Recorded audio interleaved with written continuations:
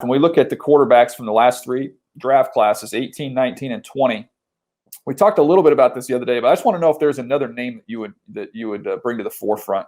I know I mentioned that I would take Kyler Murray out of all that group. I know you said you predicted Kyler was going to be the MVP, so you said the same thing, right? Would you take Kyler out of this group? Yeah, I would take Kyler out of that group because, like we talked about, being efficient and explosive. He's efficient as a passer. He's explosive as a playmaker. Lamar Jackson is a bit of a unicorn. I like building around him, and I like everything that Baltimore has done because Baltimore has basically put him in an offense that really works with his talents. He can throw from the pocket, he can run around and make plays, but they attract him around them, and it works. But the guys that I would really focus on, there are three guys, and I think these three guys, however you rank them, Baker Mayfield, Sam Darnold, and Josh Allen.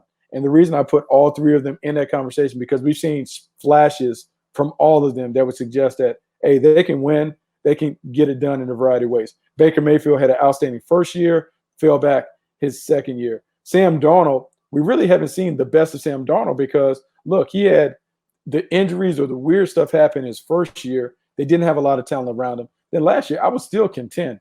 They haven't had many pieces around him to really allow us to see how good he can be. And then with Josh Allen, look, he's been a bit of a force of nature in terms of being a runaround quarterback that has really utilized his legs far more than we envisioned when he was coming out of Wyoming. He has arm talent, but now he is really surrounded by a cast of playmakers that should allow him to maximize his talent. And if he can't get it done now, we'll just kind of know where that ceiling is. But the three guys, Baker Mayfield, Sam Darnold, Josh Allen, they're all intriguing. Which one of those three would you kind of bank on? Well, out of those three, I would still stick with Sam Darnold. Let me pull some numbers here for you, Buck. And some people will think of this as sacrilege when I make this comparison. But I'm looking at Sam Darnold's career and how it's started off, right? And it's been, some injuries. It's been inconsistent play, a lot of losses, right? If you go back, I think people forget how long Drew Brees has played in this league. Mm-hmm. But if you go back and look, right, his first year, Drew Brees did not start a game. Second-round pick, right? As 22-year-old. So 23-year-old, he starts 16 games. They go 8-8 with the Chargers. He has 17 touchdowns, 16 picks. Okay. Mm-hmm. Now we get into his third year. He's 24 years old.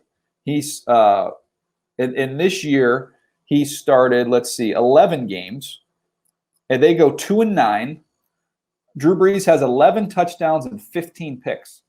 So now we are 3 years into his career, and he really hasn't done a whole lot, right? I mean, 1 touchdown, no picks, 17 touchdowns, 16 interceptions, 11 touchdowns, 15 interceptions. They lose a lot of football games.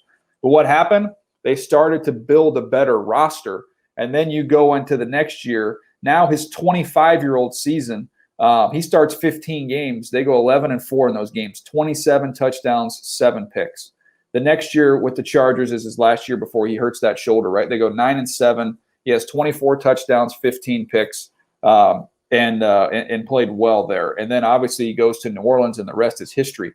But it wasn't an immediate coronation there for Drew Brees when he started his career. I think people forget that. In the era we are now where so many of these guys have so much success and the verdict is in, I think when you look at the surrounding circumstances with Sam Darnold compiled with the limited amount he played at SC, just a couple years there, and then some of the missed time, I don't think we're anywhere close to seeing what Sam Darnold's going to be. And I think maybe this is another year where they're under 500, but I still believe in the long-term project there with Sam Darnold. Yeah, so it's interesting that you brought up the thing about Drew Brees, right? Because even the Chargers themselves didn't fully believe. They went and drafted Rivers. Yeah. They drafted Phillip Rivers, number 4 overall.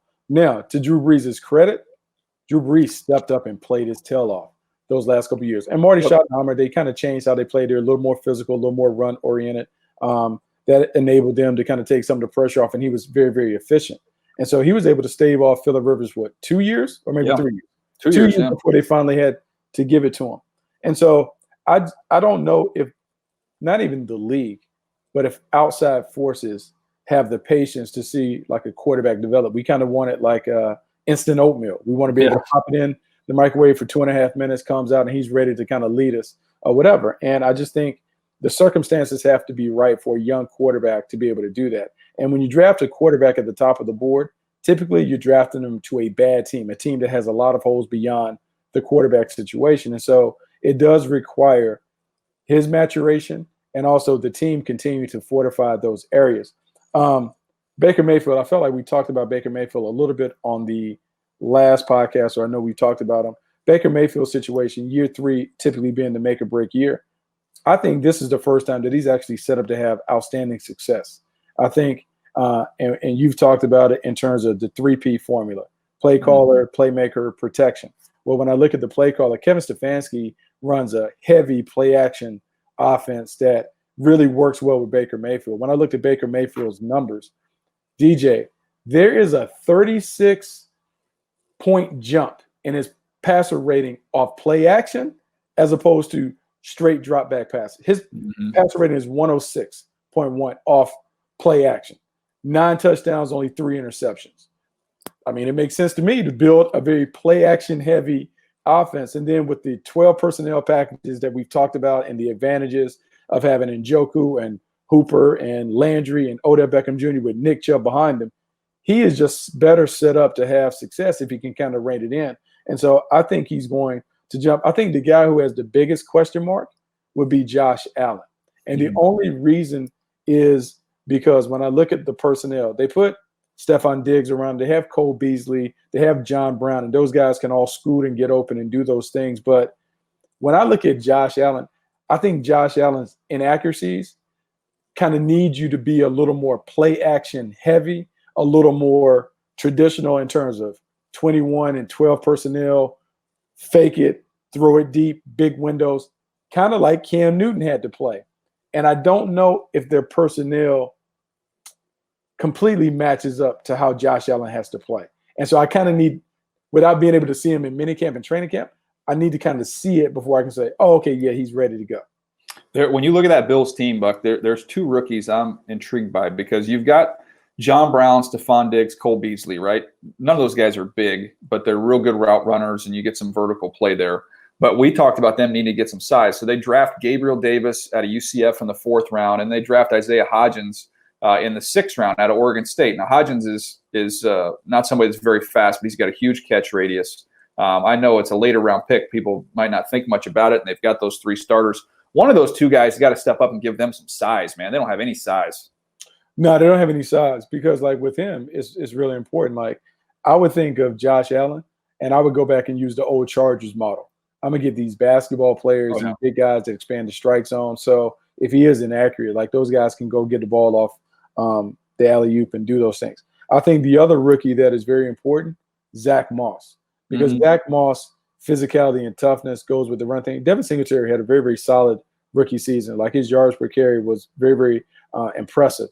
But Zach Moss gives them a little toughness, a little physicality. And when we think about the Buffalo Bills and how they're kind of a hard-hat, blue-collar football team, they're going to need to rely on the run, and that run game can't all be Josh Allen. And so I think Zach Moss has to also play a role as they're kind of building this offense. And Brian Daboll is kind of floating in and out of a bunch of different personnel packages to try and take and try and create and exploit personnel matchups. Yeah, I feel like in a weird way, Josh Allen might have more pressure on him than anybody else in this class because they're kind of viewed as the favorite in that division, the front runner. Cleveland obviously is chasing Baltimore. The Jets, even though Tom Brady's gone, I think most people would say Buffalo is clearly the favorite above them. So I think there's a little more pressure there on Josh Allen. Buck, let's get to this last topic here on teams at the line of scrimmage, because we talk about the importance of being able to play well at the quarterback position, being able to rush the passer, and then also the offensive line. We've always said it's hard to be a bad team when you're good in the trenches, you know, when you're a real dominant team there. So I wrote down my top 5 teams in terms of where they are at the line of scrimmage, offensive line combined with the defensive line, and tell me what you think and see if I'm missing anybody here.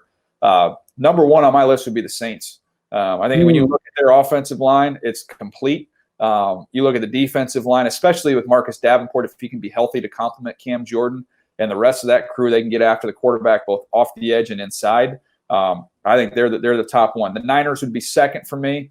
You know, Joe Staley goes out. Trent Williams, if he's healthy and right, has a chance to maybe be an upgrade there at that position. So they're good on the offensive line. And obviously we know about the defensive line, the depth that they have there. So they would be 2. Philly would be 3rd. A lot's going to be riding on Andre Dillard stepping in there for Jason Peters.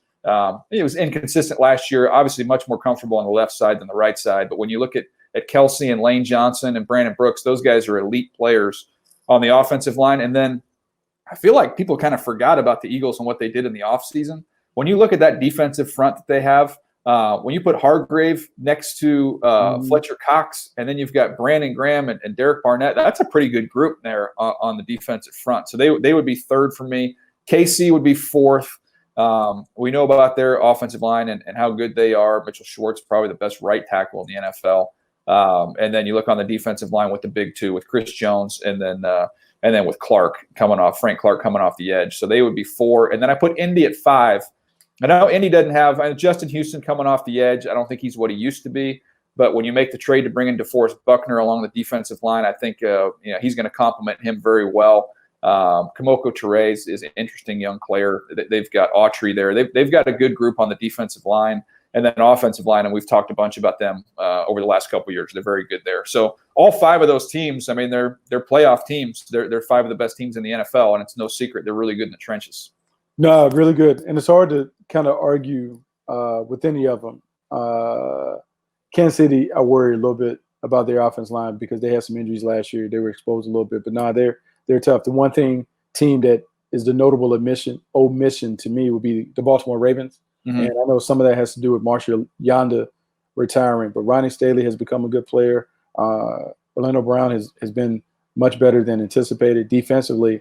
The moves that they made in getting Calais Campbell, Derek Wolfe coming over has kind of fortified their front. Matt Judon was a double-digit sack artist. I think they are one of the teams kind of on the outside looking in that I think we can make a case that they could be included in that mix. Yeah, the only thing that kept them off for me was, just interior of the offensive line, and Yonda not being there is a big part of that. But the way they play, guys being a little bit limited, maybe in pass protection along the interior, it doesn't matter. It doesn't matter because they have defenses playing on their heels because of all the different things they're going to do, and they're going to mow you in the run game, and then in the pass game, teams are having to play them run to pass. You don't see teams who get the chance to really pin their ears back on these guys.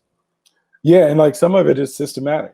Like DJ, it's like playing those old Air Force and Army teams and Navy and all those things where they may not have the most impressive offensive line on the hoof, but they play together and they play well within that system. That system is very problematic with all the deception, the misdirection, the power gap stuff, the power read run games that they're running. They give you a lot. They throw a lot of pitches at you, and you kind of feel like you're on your heels from the jump.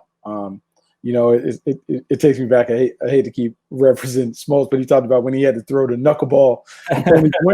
They hit you with a flurry of knuckleballs that just kind of leave you dazed and befuddled at the line of scrimmage. And so Baltimore is definitely in the mix. I think the team that people are surprised at isn't in there because a lot of what people have talked about for the last 3, 4, 5 years has been about the Dallas Cowboys offensive line and how dominant they are. And DJ, when I study them, the last couple of years, like they haven't been, they're more reputation than reality. Like Tyron Smith was a really good player 3, 4, 5 years ago. He's not the same level player. La'el Collins, we talked about him potentially being a first-round pick before all that stuff happened, and he goes undrafted. And I still think that those pre-draft opinions kind of hang around him because I don't know if he dominated to that level. And so the Dallas Cowboys being a team where on the outside, we expect them to be a dominant thing. Dak Prescott has this fortress in front of him, and I don't think they played to the level. And then on defense, DeMarcus Lawrence had a great year,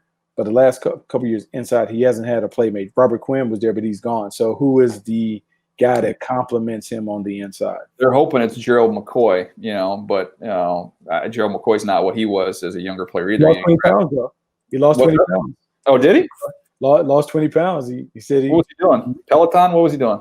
I don't know. Like last year, he talked about his loss of explosiveness may have been due to his vegan diet. He was a strict vegan last year and said that he just kind of felt sluggish at times. So he's kind of mixed it up and going back to it. He's worked out hard. And they not only have Gerald McCoy, they got Dontari Poe beside him. So they got two big bodies. And, Mike Nolan, who was our former colleague at NFL Network, he he wants to kind of use a little hybrid defense. So we'll see how it goes. But nah, that top five looks solid. The Baltimore Ravens are the one team that kind of stands out to me. Yeah, that's a good one. I think you're on it. I can make a case there. You did make a very strong case there for the Ravens being in that mix. So maybe we just do top six. Top six. That's how we get around that. Well, Buck, man, it's part of me feels it feels wrong, like talking about anything, other than what's going on in the world. But it was enjoyable. I mean, it was fun just to take a little break here and talk some football. Yeah, no doubt, man. Football is always king. It'd be great to get back to it. It'd also be great to kind of get back to being able to not only look at his NFL talent, but some of these young guys that are kind of popping up on the radar for the 2021 draft. Yeah, I've got a first look article. Oh, that is it. I wanted to talk about it because, your first look, the first one came out on Justin Fields. And I know we had the conversation about all three quarterbacks at the top last week about Trevor Lawrence, Justin Fields, and Trey Lance. But real quick, like, what did you see? Like, what was the deal, your report on Justin Fields, just your first look? It reminded me a lot of Dak, to be honest. I know you talked a lot about Jalen Hurts and Dak Prescott. I actually saw it even more with him. I thought there was, the strength that they have to be able to pull through tackles in the pocket and be able to make every single throw. He might not be the most explosive runner, but he's a talented runner. He can make guys miss. He can pull through tackles. He's physical. He's tough.